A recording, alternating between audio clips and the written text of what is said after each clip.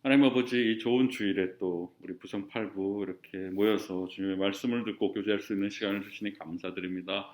하나님, 이 시간이 정말 우리에게 주님의 깊은 은혜를 맛보고 주님의 말씀 깊이 깨달아 우리가 주님 안에서 더 잘 성장하고 성숙할 수 있는 그런 시간 될 수 있도록 이 시간 함께하여 주시옵소서.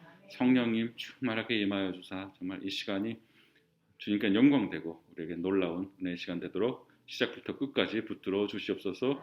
오고 계시는 발걸음도 주님 지켜주셔서 좋게 함께할 수 있도록 도와주시옵소서. 오늘 나오지 못하신 분들도 주님 기억하셔서 어디에 있든지 주님 함께해 주시고, 몸이 아픈 분들은 주님께서 어루만져 주셔서 건강한 모습으로 또 만날 수 있도록 하나님 도와주시옵소서.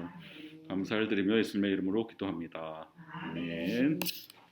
찬송가 369장입니다. 죄짐 맡은 우리 구주, 어찌 좋은 친군지,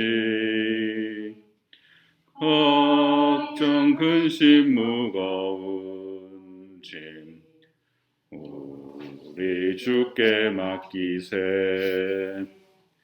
주께 고함 없는 고로 복을 받지 못하네.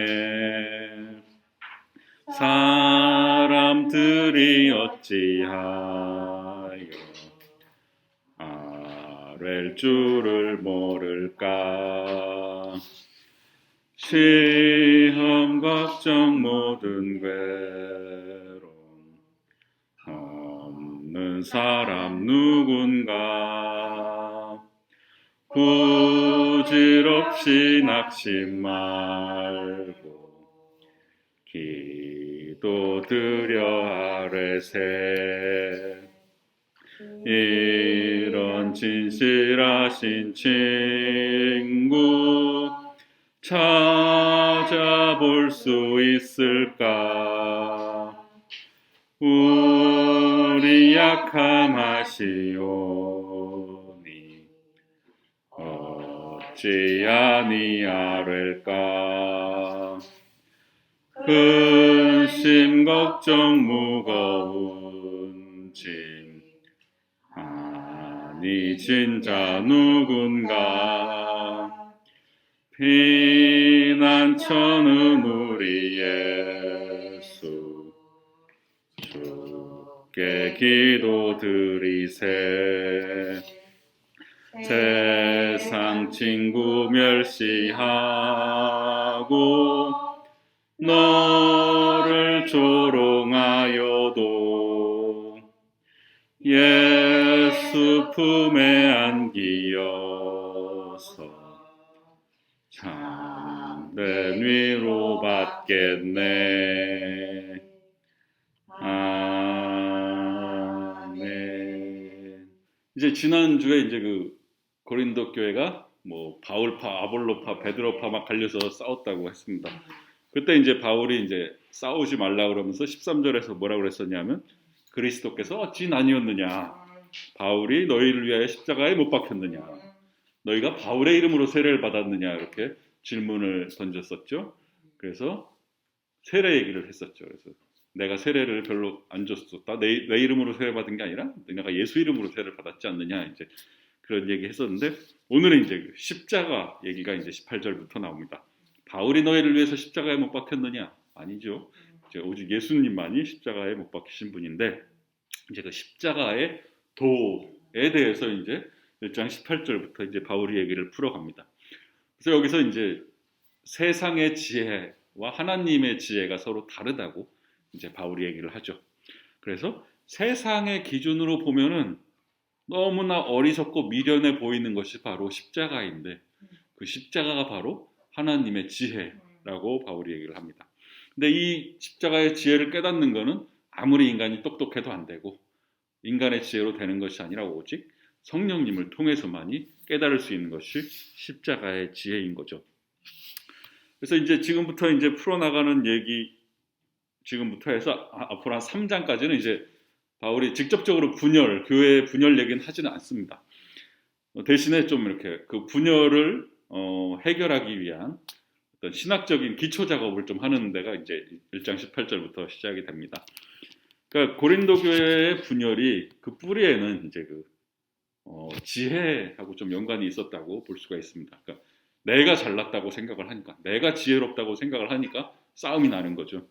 그래서 고린도 교회 교인들이 자기들끼리 이제 서로 자신의 지혜를 너무 이제 과신하고, 자신의 지혜를 자랑하고 이러니까 이제 싸움이 나는 거고 파가 갈리고 하니까, 그러면서 이제 그리스도의 십자가를 고린도 교회 교인들이 거리끼는 것, 미련한 것, 부끄러운 것으로 생각을 하니까, 그러면서 자신의 지혜, 자신의 말솜씨 이런 거를 자랑하고 있으니까 바울이 그런 건 다 헛되다. 그것 때문에 분열이 왔으니까 이제 바울이 아주 신학적인 기초 얘기를 하는 겁니다. 십자가가 어떤 것이냐, 이제 그런 얘기를 해주는 것이 바로 이 고린도전서 1장 18절부터입니다. 그래서 이 18절부터 25절까지 쭉 보면은 뭔가 이렇게 반대로 대조되는 것들이 많이 나옵니다. 그러니까 멸망과 구원, 지혜와 지혜를 미련하게 하는 것, 세상의 지혜, 전도에 미련한 것, 하나님과 세상, 지혜와 미련함의 걸림돌과 지혜의 능력, 그러니까 서로 계속 뭔가 대조를 시키면서 바울이 복음의 내용을 설명해 가고 있습니다. 그래서 이제 1장 18절에서 25절까지는 이 십자가의 도에 대해서 신학적으로 쫙 설명을 해주고, 다음 주에 살펴볼 이제 26절부터는 이 십자가의 도, 이 이야기를 고린도 교회 교인들한테 적용을 해주고요. 그다음에 이제 2장 넘어가면 2장에서는 또 그것을 바울 자신에게 적용하고 있는 것을 보게 됩니다. 그래서 이 1장 18절에서 25절의 그 짜임새를 잠깐 보면, 18절에서는 멸망과 구원에 대해서 얘기를 하고, 19절에서는 이제 세상 지혜가 무력하다는 것을 구약 성경을 인용하면서 바울이 얘기를 합니다. 그리고 20절에서는 질문을 던지면서 이 19절 얘기를 좀 뒷받침해주고, 21절에서는 이제 인간의 실패와 또 그 실패로 인해서 하나님이 새로운 구원의 길을 제시한 것에 대해서 얘기를 하고, 22절, 23절에서는 이제 이 십자가가 걸림돌과 미련함이 된다는 얘기를 합니다. 그렇지만 24절에서는 근데 그 십자가가 하나님의 지혜와 능력이 된다고 얘기를 하고요. 그리고 25절에서는 이제 하나님의 지혜가 강하다, 이런 얘기가 오늘 쭉 나오게 됩니다. 그러면 한번 읽어보도록 하겠습니다. 고린도전서 1장 18절에서 25절을 우리 한 목소리로 같이 읽어보도록 하겠습니다. 십자가의 도가 멸망하는 자들에게는 미련한 것이요 구원을 받는 우리에게는 하나님의 능력이라. 기록된 바 내가 지혜 있는 자들의 지혜를 멸하고 총명한 자들의 총명을 폐하리라 하였으니, 지혜 있는 자가 어디 있느냐, 선비가 어디 있느냐, 이 세대의 변론가가 어디 있느냐. 하나님께서 이 세상의 지혜를 미련하게 하신 것이 아니냐. 하나님의 지혜에 있어서는 이 세상이 자기 지혜로 하나님을 알지 못하므로 하나님께서 전도에 미련한 것으로 믿는 자들을 구원하시기를 기뻐하셨도다. 유대인은 표적을 구하고 헬라인은 지혜를 찾으나 우리는 십자가에 못 박힌 그리스도를 전하니, 유대인에게는 거리끼는 것이요 이방인에게는 미련한 것이로되 오직 부르심을 받은 자들에게는 유대인이나 헬라인이나 그리스도는 하나님의 능력이요 하나님의 지혜니라. 하나님의 어리석음이 사람보다 지혜롭고 하나님의 약하심이 사람보다 강하니라. 아멘. 세번역 성경으로 한번 더 읽어보겠습니다. 십자가의 말씀이 멸망할 자들에게는 어리석은 것이지만 구원을 받는 사람인 우리에게는 하나님의 능력입니다. 성경에 기록하기를 내가 지혜로운 자들의 지혜를 멸하고 총명한 자들의 총명을 폐할 것이다 하였습니다. 현자가 어디에 있습니까? 학자가 어디에 있습니까? 이 세상의 변론가가 어디에 있습니까? 하나님께서는 이 세상의 지혜를 어리석게 하신 것이 아닙니까? 이 세상은 그 지혜로 하나님을 알지 못하였습니다. 하나님의 지혜가 그렇게 되도록 한 것입니다.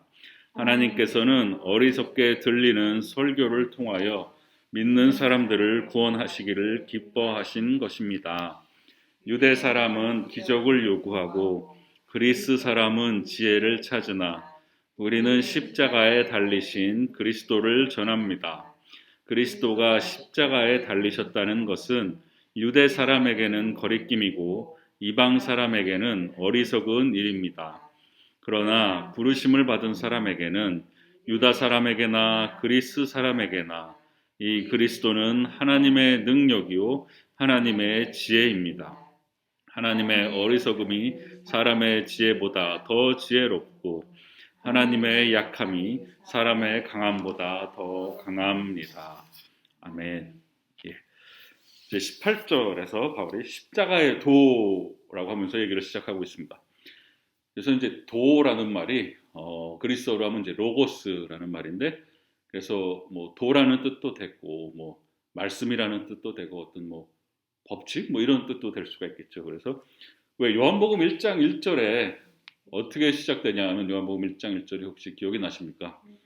태초에 말씀이 계시니라. 이 말씀이 하나님과 함께 계셨으니 이 말씀은 곧 하나님이시니라. 이렇게 시작을 하죠. 여기서 태초에 말씀이 계시니라 할 때 이 말씀이 로고스입니다.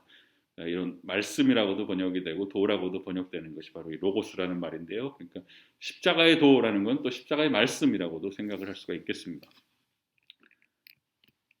그래서 28절에 보시면 바울이 이제 두 종류의 인간을 구분하고 있습니다. 멸망하는 자들과 구원을 받는 우리, 이렇게 두 종류의 인간을 구별하고 있는데요. 여기서 잘 보실 게 멸망하는이라고 되어 있습니다. 멸망한이 아니고요. 멸망하는. 그리고 구원을 받은이 아니고요. 구원을 받는이라고 되어 있습니다. 그러니까 이게 문법적으로 말하면 그러니까 현재 분사형이라는 건데 지금 계속 진행되고 있다는 뜻입니다. 이게. 그러니까 멸망을 하고 있는 거고요. 한쪽에서는 구원을 받고 있는 겁니다.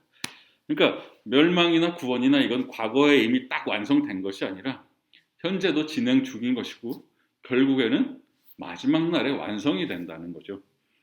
그래서 자신의 지혜를 이렇게 막 자랑하는 사람들은 마치 자기들이 무슨 완전한 진리를 지금 다 깨달은 것처럼 얘기를 하지만 구원이라는 것은 지금 완성된 게 아니라 계속 이루어져 가고 있는 것이고 오직 마지막 날에 최종 완성이 된다는 것을 바울이 얘기를 하고 있는 것입니다. 그래서 복음이 선포되면은 그 결과는 이중적인 결과가 나타납니다. 한쪽에는 멸망하는 사람들이 생기고요. 복음을 들어도 거부하고 멸망하는 사람들이 생기고 다른 한쪽으로는 복음을 듣고 구원받는 사람들이 생깁니다. 그래서 복음이 선포되면 항상 그 결과는 두 가지로 나타납니다. 멸망과 구원. 그래서 중간지대라는 건 없는 겁니다. 멸망도 아니고 구원도 아니고 아리까리한 이게 아니라 멸망이면 멸망이고 구원이면 구원이다는 거죠. 그래서 멸망하는 자가 보기에는 이 복음이 되게 미련한 걸로 보이니까 그래서 안 받아들이는 거지만 구원을 받을 사람들에게는 이 복음이 하나님의 능력으로 보인다는 것이죠. 예. 그래서 이 십자가의 도, 복음이 멸망하는 자에게는 미련하게 보이지만 구원받는 자들에게는 하나님의 능력으로 보인다. 바울이 이런 얘기를 했을 때는 아마 바울 자신의 경험이 반영이 됐을 겁니다. 왜냐하면 바울도 자기가 처음에 복음을 받아들인 사람이 아니지 않습니까? 처음에는 오히려 그리스도인들을 막 핍박하고 막 잡으러 다니던 사람이었으니까 자기 경험에서도 그 당시에 자기가 예수 믿기 전에 그때를 생각해 보면 그 십자가에 달린 예수를 믿는다는 게 얼마나 어리석어 보였겠습니까? 바울은 공부도 많이 한 사람이고 율법도 빠삭하게 알고 이런 사람이 봤을 때 십자가의 도가 너무 미련해 보였는데 자기가 다메섹 도상에서 부활하신 예수님을 만나고 나니까 이게 엄청 대단하다는 것을 깨닫게 됐으니까 그러니까 자신의 이 경험상 바울은 이제 멸망하는 사람들의 눈에 복음이 어떻게 보일 것이고 또 구원받는 사람의 눈에 복음이 어떻게 보일 것인가를 자기가 아마 잘 알고 있기에 이런 말을 했을 것으로 생각이 됩니다. 그래서 여기서 이제 바울이 구원을 받는 우리라는 말을 썼습니다. 그러니까 우리라고 했으니까 사도 바울 자신도 포함하는 거고 또 고린도 교인들도 포함을 하는 것이죠.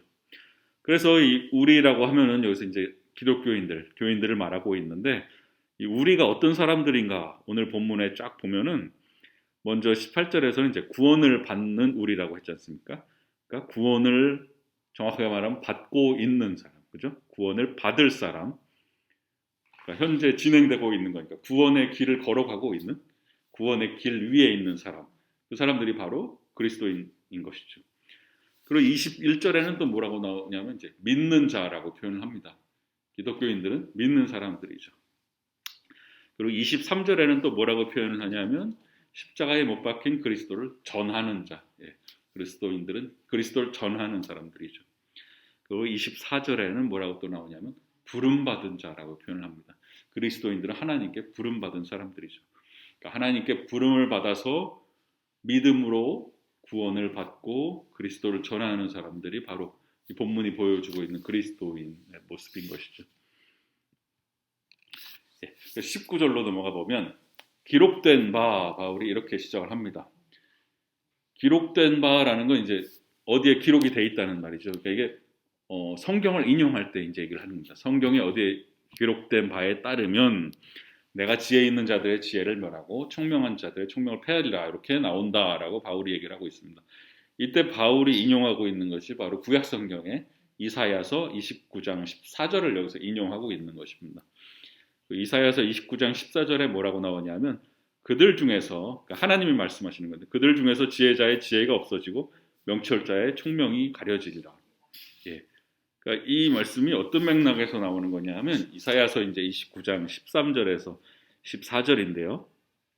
뭐라고 나오냐면 주께서 이르시되 이 백성이 입으로는 나를 가까이하며 입술로는 나를 공경하나 그들의 마음은 내게서 멀리 떠났나니 그들이 나를 경외함은 사람의 계명으로 가르침을 받았을 뿐이라. 그러므로 내가 이 백성 중에 기이한 일, 곧 기이하고 가장 기이한 일을 다시 행하리니 그들 중에서 지혜자의 지혜가 없어지고 명철자의 총명이 가려지리라. 이게 바로 이사야서 29장의 말씀입니다. 그러니까 이게 당시한 주전 8세기 때 유다 왕국의 상황을 묘사하고 있는데요. 그러니까 유다에게 전해지는 하나님의 심판의 말씀인 겁니다. 그러니까 당시에 유대의 이제 정치적 지도자, 종교적인 지도자 이 사람들이 예언자의 말씀을 듣고 하나님을 의지하고 따르는 것이 아니라 자신들의 지혜를 의지하면서 하나님을 의지하는 게 아니라 강대국들하고 애국 같은 나라들하고 이제 동맹을 맺어서 어떻게 하면 이게 현실적으로 좀 이 문제를 해결해 볼까 이런 꾀를 부리고 있던 그 상황에 전해진 하나님의 심판의 말씀인 것이죠. 그러니까 너희들의 그 헛된 지혜를 내가 없애버리겠다. 하나님을 믿지 않고 강대국들에 의지하는 그 세상적인 계산적인 지혜를 내가 없애버리겠다. 이제 이런 말씀이 바로 이사야서의 말씀입니다. 그래서 이 당시 유대 지도자들은 입술로는 하나님을 부르지만 실제로는 자기 자신의 지혜를 그러니까 마음으로는 하나님을 입으로는 하나님을 부르지만 마음으로는 하나님을 부르지 않은 것이죠. 그래서 이 당시의 유다 지도자들의 이 모습을 고린도 교회 교인들의 모습에 이제 바울이 비춰서 본 겁니다. 그래서 고린도 교회 교인들도 보면은 되게 막 방언을 말하고 현란한 말을 막 하지만 실제로 그 안에는 교만함이 있고 하나님을 제대로 따르지 않고 있던 고린도 교인들이었죠. 그래서 그들이 그렇게 막 파가 갈려서 싸우고 있다는 것은 그들의 마음이 하나님 안에 거하고 있지 않다는 걸 보여주는 게 아니겠습니까?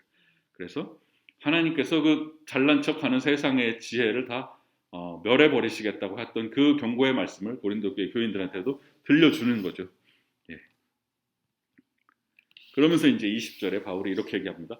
지혜 있는 자가 어디 있느냐? 선비가 어디 있느냐? 이 세대의 변론가가 어디 있느냐? 하나님께서 이 세상의 지혜를 비련하게 하신 것이 아니냐?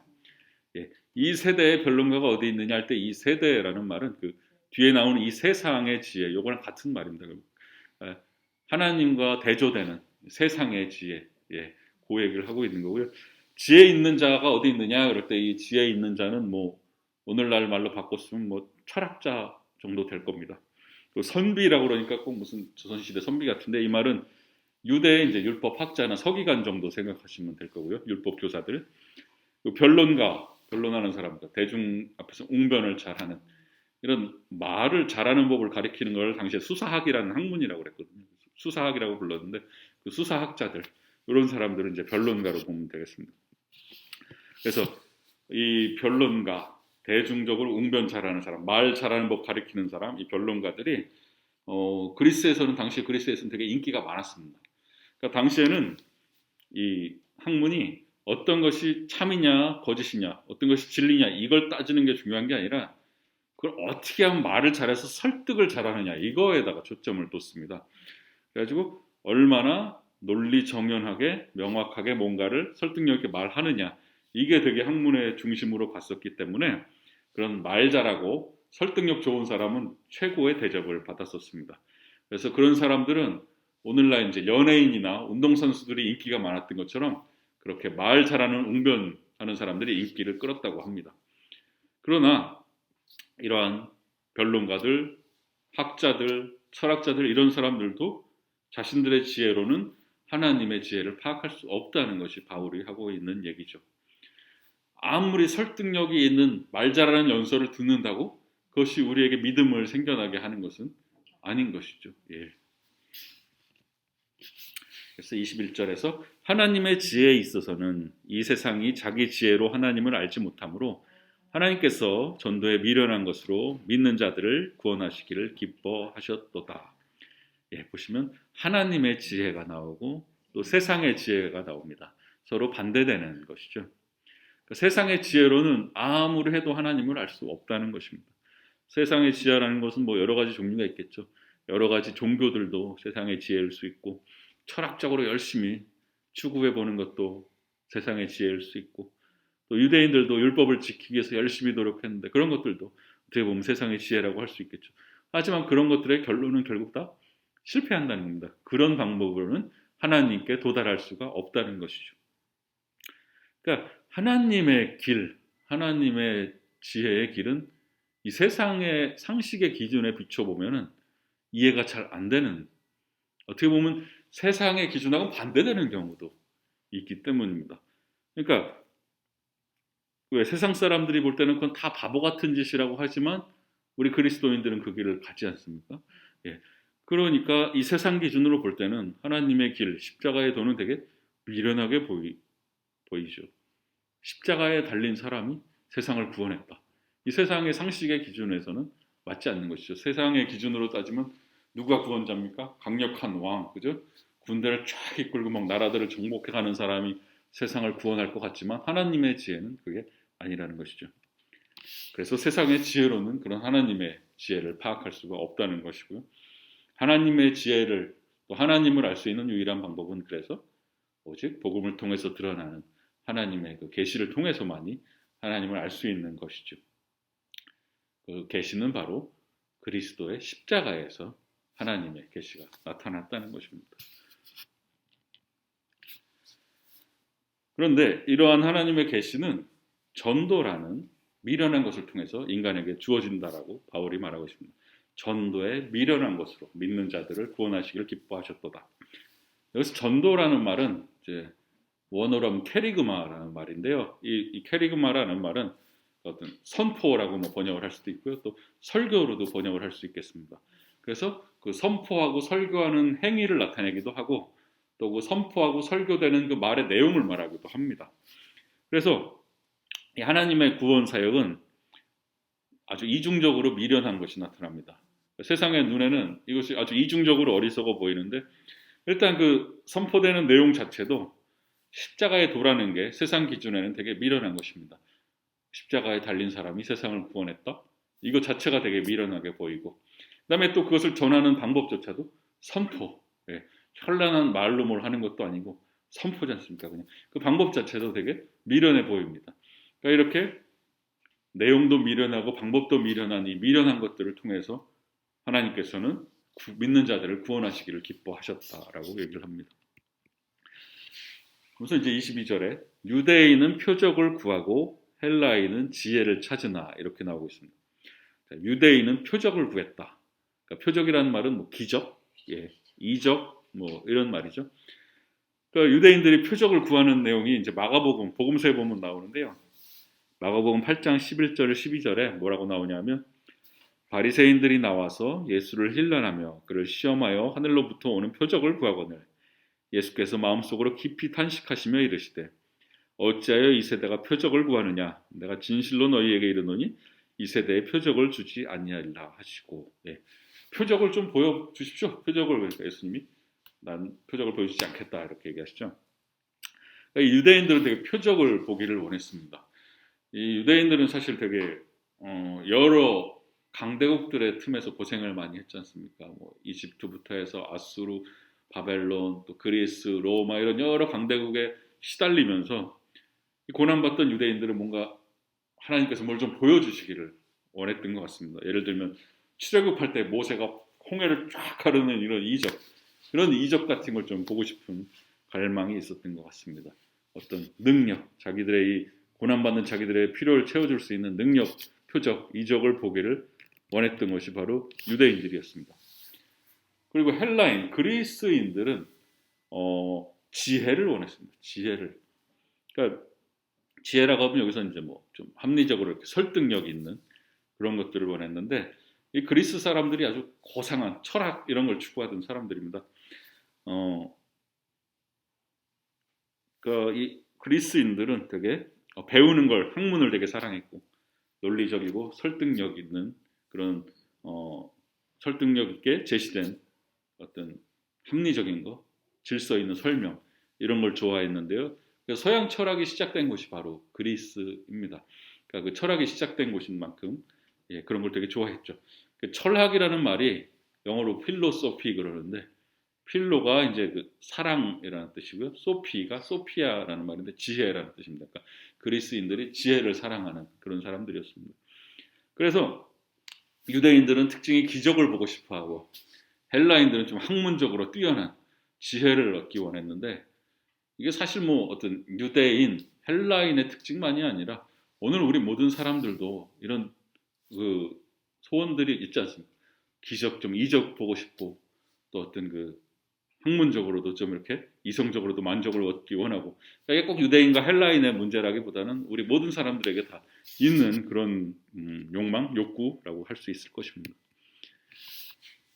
그래서 23절에 우리는 십자가에 못 박힌 그리스도를 전하니 유대인에게는 거리끼는 것이요 이방인에게는 미련한 것이로되. 자, 유대인은 표적을 보기 원했고 헬라인은 지혜를 원했지만, 우리가 전한 것은 표적이나 지혜가 아니라 십자가에 못 박힌 그리스도를 전했다. 바울이 지금 이렇게 얘기를 하고 있습니다. 근데 이 십자가에 못 박힌 그리스도가 그 유대인에게나 이방인에게나 그 눈에는 되게 터무니없고 어리석고 우둔한 것으로 보였습니다. 이 표적을 보고 싶어하는 사람들에게 십자가에 달려 돌아가시는 예수님이 무슨 표적으로 보였겠습니까? 기적으로 보이려면 예수님이 하늘에서 천사들을 싹 데리고 와가지고 십자가에서 쫙 날아올라가지고 이런 게 기적이죠. 근데 그게 아니라 정반대로 그냥 연약하게 무기력하게 십자가에서 돌아가시는 모습을 보이셨기 때문에 표적을 기다리던 사람들한테는 이게 만족이 안 됐을 겁니다. 그리고 또 지혜를 원하는 사람들에게 십자가에서 무슨 고상한 철학을 찾을 수 있겠습니까? 고난받고 죽어가는 한 청년이 있을 뿐인데 거기 무슨 철학이 있습니까? 그러니까 표적을 원하고 지혜를 원하던 사람에게는 이 십자가는 만족을 줄 수 없었던 것이죠. 그러면서 바울이 뭐라고 그러냐? 십자가는 유대인에게는 거리끼는 것이다 라고 말합니다. 그러니까 십자가에 못 박힌 그리스도라는 건 유대인들에게 걸림돌, 걸려서 넘어지게 만들어지는 돌과 같은 것이다 라고 하는데요. 이 유대인들이 원했던 거는, 그러니까 고난받고 막 여러 나라에 압제받고 이랬으니까 강력한 왕을 원했었죠. 그러니까 다윗 같은 왕이 나타나가지고 막 기적을 베풀고 초자연적인 능력, 하나님의 능력을 막 베풀면서 메시아라고 그러지 않습니까? 메시아를 기다렸지 않습니까? 자기들을 좀 구원해줄 강력한 정치적인 왕을 기대했던 것이 이스라엘 유대 백성인데, 예수님한테 그런 거를 기대했었는데 예수님은 막 천사들을 데리고 로마를 점령하고 이게 아니라 십자가에 달려서 그냥 무기력하게 처참하게 죽어가고 있었던 것이죠. 그러니까 유대인들이 바라는 메시아의 그림은 강력한 정치적인 지도자, 하나님의 능력을 가진 사람을 원했는데 예수님은 그 반대로 어떻게 보면 처절하게 약자로서 죽어가는 모습을 보인 것이죠. 더더군다나 유대인들에게 십자가가 꺼리낄 수밖에 없는 게, 신명기에 보면 뭐라고 나오냐? 신명기 21장 23절에 그 시체를 나무 위에 밤새도록 두지 말고 그 날에 장사하여 내 하나님 여호와께서 내게 기업으로 주시는 땅을 더럽히지 말라. 나무에 달린 자는 하나님께 저주를 받았음이니라. 이 말씀이 중요합니다. 나무에 달린 자는 하나님께 저주받은 사람이다. 그러니까 유대인들에게는 나무에 누가 달렸다? 하나님의 저주받은 사람입니다. 예수님이 나무, 십자가에 달리셨죠. 그러니까 십자가가 중요한 게 아니라 나무에 달렸다는 게 중요한 겁니다. 나무에 달렸다는 건 뭡니까? 하나님께 저주받았다는 겁니다. 그러니까 유대인들에게는 나무에 매달린 저 사람은 절대로 하나님이 보내신 사람일 수가 없는 겁니다. 예. 자, 그러니까 십자가에 달린 그리스도라고 했을 때 이 그리스도라는 말은 메시아라는 말을 그리스 말로 번역하면 그리스도가 되거든요. 그럼 십자가에 달린 메시아, 이 얘기는 나무에 달린 메시아. 근데 나무에 달렸다는 건 하나님께 저주받았다는 뜻이고 메시아는 하나님이 보냈다는 뜻이죠. 하나님께 저주받은 하나님께 보낸 사람. 이거는 유대인들이 볼 때는 모순되는 말인 겁니다. 있을 수 없는 거죠. 그래서 유대인들이 볼 때는 나무에 달린 예수는 절대로 메시아가 될 수가 없었습니다. 그리고 이 십자가에 달린 그리스도가 이방인에게는 미련한 것이었다라고 바울이 쓰고 있습니다. 여기서 이방인은 뭐 헬라인이라고 바꿔도 되겠죠. 당시 이제 그리스인들은 이제 막 철학이 발달을 하니까 뭐 생각을 되게 많이 해가지고 이 사람들이 이성적으로 막 따지고 생각을 해봤을 때 최고의 신은 아주 초월적인 신입니다. 인간하고 관계를 맺는 신이 아니라 인간하고 완전히 떨어져 있으면서 아무 감각도 없고 아무 감정도 없고 아무 변화도 없고 인간하고 아무 상관이 없어야지 최고의 신이라고 생각했습니다. 조금이라도 뭔가 인간하고 이렇게 관계를 맺는다든가 조금이라도 뭐 인간을 통해서 감정을 느낀다든가 이런 거는 되게 열등한 걸로 봤거든요. 그런 신에 대한 이미지가 딱 있는 헬라인들이 볼 때 하나님의 아들이 인간이 됐다, 고난을 당했다, 십자가에 달려 죽었다. 이건 그리스인들이 볼 때 이거는 최고의 신이 아니다. 이건 말이 안 된다라고 봤을 것입니다. 더더군다나 이 십자가라는 거는 로마의 사형 틀이었습니다. 그것도 아무나 이 십자가에 다는 게 아니라 사형수들 중에서도 로마의 반역죄를 저지른 사람이나 뭔가 로마의 큰 혼란을 갖고 와서 아주 중죄인들을 매다는 게 바로 십자가였습니다. 그러니까 누구도 로마한테 덤비면은 니네 이런 꼴을 당한다 이런 아주 본때를 보여주는 게 공개적으로 십자가에 매달아서 사람을 이렇게 며칠에 걸쳐서 죽어가게 하는 그러니까 본때를 보여주는 그런 효과가 있는 그런 사형 틀이었기 때문에 이 그리스 로마 사람들이 볼 때는 십자가에 달린 사람은 아주 반역죄인, 중죄인 이런 사람인데 그 사람을 메시아라고 전한다? 그 사람들이 볼 때 이건 납득할 수 없는 일이죠. 그러니까 십자가에 달린 사형수를 전하는 거는 이성적이지도 않고 어떻게 보면 되게 광신적인 거, 이건 제정신이 아닌 거다라고 아마 이방인들한테는 그렇게 보였을 것입니다. 그런데 24절에 이제 바울은 계속해서 뭐라고 말을 하냐? 오직 부르심을 받은 자들에게는 유대인이나 헬라인이나 그리스도는 하나님의 능력이요 하나님의 지혜니라. 십자가 상에서 하나님이 행하신 것은 당시 사람들이 기대하는 것과는 정반대의 일을 행하셨습니다. 따라서 인간의 지혜로는 이것을 도저히 깨달아 알 수가 없습니다. 그래서 십자가의 십자가의 말씀을 받아들일 수 있는 것은 어떻게 받아들일 수 있느냐? 오직 부르심을 받은 자들에게는 이라고 바울이 얘기를 하고 있죠. 부르심을 받은 자들만이 이 십자가가 어리석고 거리끼는 것이 아니라 하나님의 능력과 하나님의 지혜로 보이게 된다는 것입니다. 여기서 이제 부르심을 받은 자들이라고 말을 하고 있는데, 그러니까 보통 우리가 예수를 믿어서 구원을 받았다고 말을 하지만 이 예수를 믿는 게 내가 믿고 싶어서 내가 믿은 게 아니고 하나님이 먼저 나를 믿음으로 불러주신 거죠. 하나님 먼저 나에게 은혜를 베풀고 불러주시니까 우리는 그 응답으로 믿게 된 거지 내가 뭐가 잘났다고 내가 그래 오늘부터 결심해서 난 믿을 거야 이래서 믿어준 게 아니라는 겁니다. 믿기 이전에 먼저 있는 거는 하나님 먼저 부르셨다는 겁니다. 그러니까 우리가 구원을 받아도 자랑할 게 없다는 게 내가 먼저 믿은 게 아니기 때문에 하나님이 주도권을 갖고 하나님이 부르신 것이기 때문에 그렇습니다. 그래서 우리가 복음을 받아들이게 되는 것은 인간의 결단에 의한 것이 아니라 바로 하나님의 결정이고 하나님의 은혜 때문에 그렇게 된 것입니다. 그리스도인이 된다는 것은 그래서 우리 인간의 공로가 아니라 전적으로 하나님의 부르심에 달려 있는 것이죠. 그렇기 때문에 우리는 자랑할 수 없는 것인데 고린도 교회 교인들은 뭐가 잘났다고 그렇게 자랑들을 했는지 이러면서 바울이 얘기를 쓰고 있는 거죠. 그래서 여기서 볼 것, 오직 부르심을 받은 자들에게는 그 거리끼는 것, 유대인들에게 거리끼는 것, 걸림돌로 보였던 게 부르심 받은 자들에게는 걸림돌로 보이는 게 아니라 하나님의 능력으로 보이기 시작한다는 것이고요. 미련하고 어리석은 것으로 보이던 것이 부르심을 받은 자들에게는 하나님의 지혜로운 것으로 보인다. 완전히 이게 시선이 뒤집어지는 거죠. 정반대로 보이기 시작한다는 것입니다. 여기서 하나님의 능력이라고 했을 때 이 능력이라는 말이 그리스어로 이제 두나미스라는 말인데요. 이 두나미스라는 말에서 다이너마이트라는 말이 나왔다고 합니다. 그러니까 다이너마이트 하면 폭 터진 아주 강력한 폭탄이죠. 그런 말이 이 능력에서 나온 말이라고 합니다. 이건 참고삼아 적어놨습니다. 그래서 마지막 25절에 이제 바울이 뭐라고 하느냐?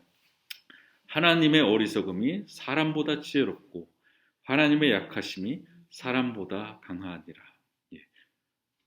그러니까 하나님의 어리석음이라는 것이 사실은 지혜로운 것이고 하나님의 약하신 것이 사실은 강한 것이라는 겁니다.